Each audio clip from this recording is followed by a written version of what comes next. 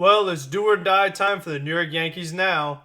In this video, I'm going to go over my main takeaways from Game 3 of the ALDS, and then I'm going to talk about how the Yankees can come back in the series and potentially even win it. If you like this video, make sure to leave a like, comment what do you think about how Game 3 went for the Yankees, and what changes do they need to make to really change the outcome of the series, because things are on a downwards trend. And if you want to see more videos from me in the future, make sure to subscribe to keep up with the videos that I will be posting. So, in the last video for Game 2, I said that the pitching matchup for Game 3 was going to be the big thing. You know, you have Masahiro Tanaka on one side, and you have Charlie Moore on the other side. Two guys that historically have good playoff experience, and when they are in the postseason, they tend to pitch well. So you knew that you had a good pitching matchup, but Masahiro Tanaka once again was not good. And we knew that he did not pitch well against Cleveland in his first outing of the postseason. And I gave him a pass because, you know what, with the rain delay and then playing and then another rain delay and then coming back, I felt that that was just a weird set of circumstances. And we know that for the majority of his career, every single postseason, Tanaka gets the job done.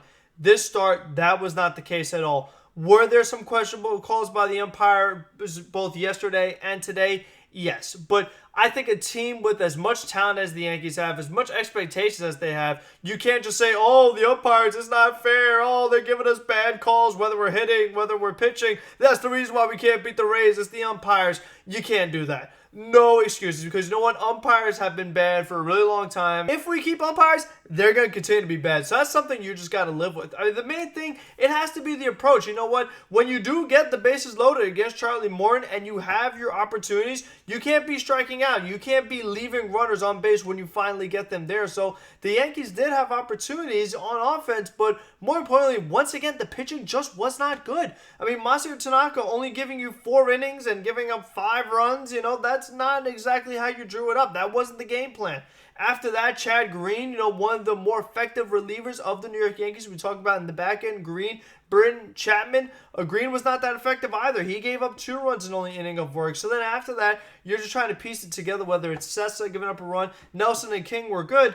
But all in all, you know what? When Tanaka gives you that bad of an outing and you can't get to Charlie Morton, you're making it really, really hard to win this game. And then for the Rays, having Curtis have a bounce-back game, that was really important for them because we know in Game 1, Curtis had that terrible 9th inning where the Yankees were really able to pull away. So interesting to see him bounce back. So after the Rays win this game, and they had a lot of different guys contribute, whether it was Kevin Kiermaier or Michael Perez or it was Randy Arozarena going off again, they are a very tough team. We knew that coming in. You know what? They were first in the division. They did really well in the head-to-head matchups versus the New York Yankees. You knew this was not going to be an easy opponent, especially with the starting rotation that they have, with the back-end bullpen guys that they have, and we've seen all that so far in this series. But now this is where it gets interesting. Game 4. How do the Yankees win this game? And I cannot believe, once again, the pitching decisions from the Yankees. Game 4, their starter is going to be Jordan Montgomery. I don't get it.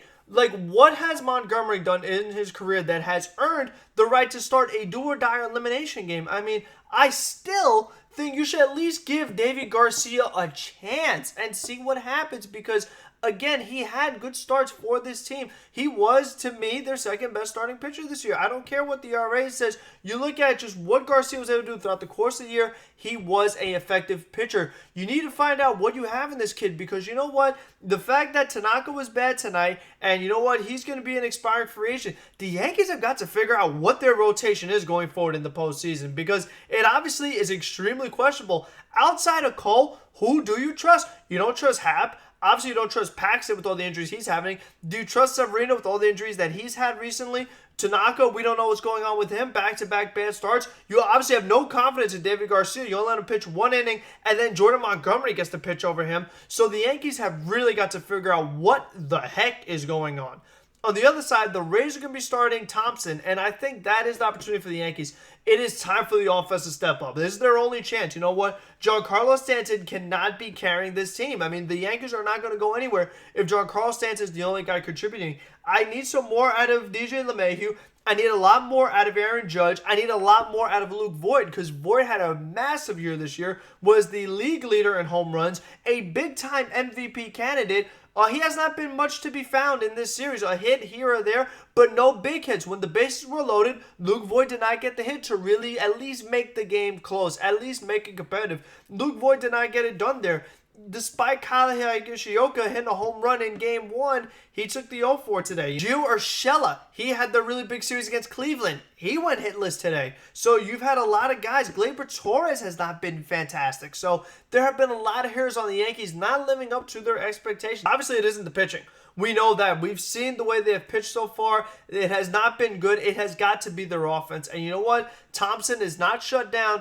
But the one thing that concerns me is that you have to get Thompson early. As soon as this game starts, the Yankees have got to jump out ahead. That's the only way they're going to win. Because if you have to face Castillo and Nick Anderson and Fairbanks and all these guys at the end of the game, that's game over. And that's season over. So if you're the Yankees, I mean, you have got to be more aggressive. You have got to get these other guys to step up. I mean, there's no other way around it. Because, again, Stanton cannot carry this team. I need to see all these other guys step up, have a good offensive game.